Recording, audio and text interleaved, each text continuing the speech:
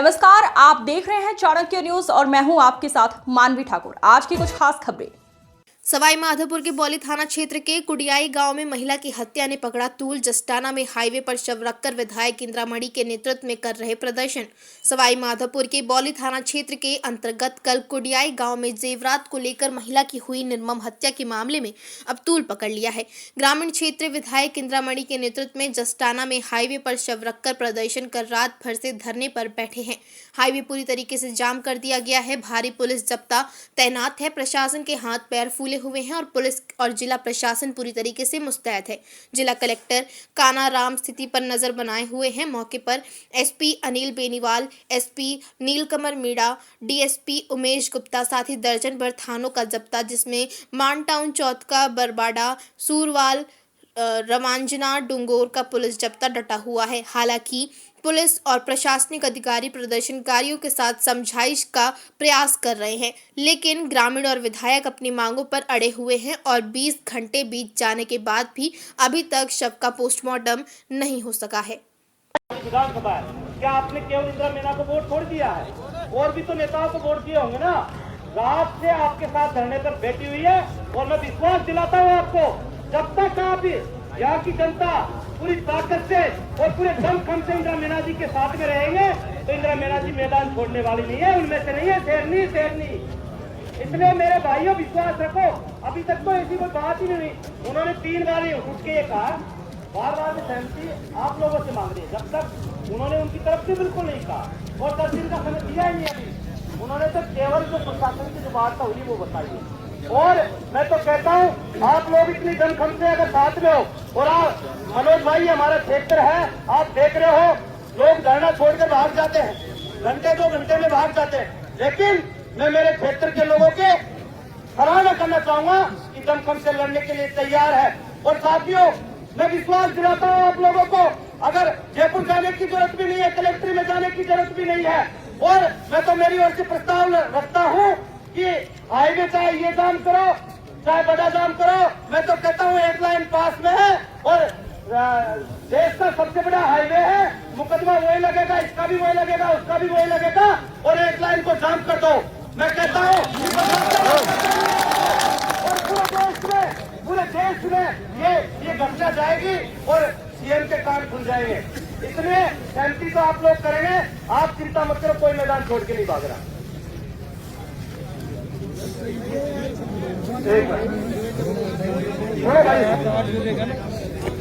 देखो, तहसील की कोई बात नहीं है, ये क्लियर हो गया। लेकिन मैं आप लोगों से ये कहना चाह रहा हूँ कि 24 घंटे घटना को यहाँ हुए हो गए, कलेक्टर साहब ये नहीं आए, उसको हम कमजोरी हमारी माने, नेताओं की कमजोरी माने, किसकी कमजोरी माने बताओ मेरे को। एसपी साहब कह रहे चलाओ तो समझौता कर लो, किस चीज का समझौता कर लो? अपराधियों को पकड़ लो। हमें कोई समझौता करने कर देगा बताओ मेरे को, क्यों नहीं पकड़ रहे? और कलेक्टर साहब कह रहे मीटिंग चल रही है, मेरे को टाइम नहीं है। एसपी साहब कह रहे कि मैं तो तभी लेके आऊंगा जब आप समझौतों के लिए तैयार हो जाओगे। तो मेरे भाइयों, मुझे लगता नहीं है कि ऐसे तो बैठने से यह कलेक्टर आ जाएगा। मुझे तो लगता नहीं है कि हम न्याय दिलाएंगे, और मुझे लगता है कि 1-2 दिन बैठ के घर चले जाएंगे आप सब भी, और 7 दिन 10 दिन का समय लेके। बाद में मैंने खूब धरने देखे, 7 दिन का समय ले जाने के बाद में अगर यहाँ 100 लोग को इकट्ठा कर दे तो मैं मेरी गारंटी से कहकर जा रहा हूं नहीं हुआ। ये मैं जिम्मेदारी से कह रहा हूं आप लोगों से। तो आप लोग पंच पटेलों मन बना लो, चाहे कोई सा हाईवे धाम हो, चाहे विधानसभा चलो, अपने साधन लाओ, गाड़ी घोड़े लाओ, और डरपोक कौमों का कोई इतिहास नहीं होता। डरने वाले लोग कोई लड़ाई नहीं लड़ते। लड़ाई हमेशा बहादुर लोग लड़ते हैं, मजबूत लोग लड़ते हैं।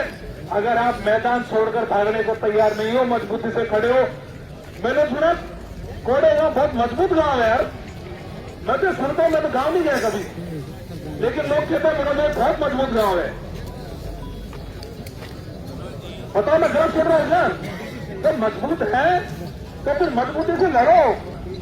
तो आप लोग पीछे मत हटो, और दूसरा, मैडम एक बार आ जाए, कलेक्टर से बात कर ले, हाँ या ना में जवाब दे दे, आ रहा है नहीं आ रहा, नहीं आ रहा है तो बेवकूफों की तरह हम यहाँ नहीं बैठेंगे और यहाँ से फिर आप सब लोग चलने को तैयार हो जाओ। बताओ उतनी तैयार मेरे को, कौन से तैयार होगी बताओ मेरे को।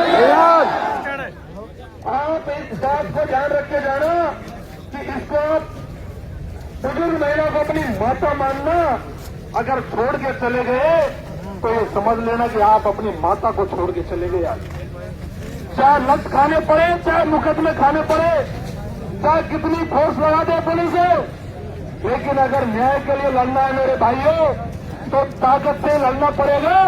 और इसको लेकर आप मन बना लो और एक बार कलेक्टर और एसपी को टेलीफोन कर लेते हैं, या तो तू आजा कलेक्टर साहब, और नहीं तो हम जा रहे हैं मुख्यमंत्री भजनलाल जी के पास, तो आते रहना पीछे पीछे। ठीक है ना भाइयों।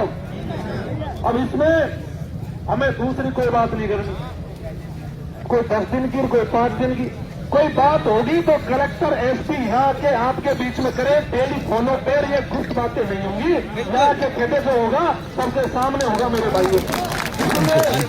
कौन से बातों से काम नहीं चलेगा। एसपी साहब को किस बात का है, कलेक्टर को डर किस बात का है, ये जनता ही तो है। कौन सी खा जाएगी यहाँ, बता मेरे को एसपी कलेक्टर को। यहाँ बात करो जनता के बीच में आके, और नहीं कर सकते तो कुर्सी छोड़ दो, मत बैठो, कोई और बैठेगा वहां पे। तो ऐसे काम चलने वाला नहीं है। एक बार प्रयास कर लेते हैं, मैडम आ जाए, तैयार है आने को तो ठीक है, और आप लोग चलने को तैयार हो तो आप चलो मेरे भाइयों।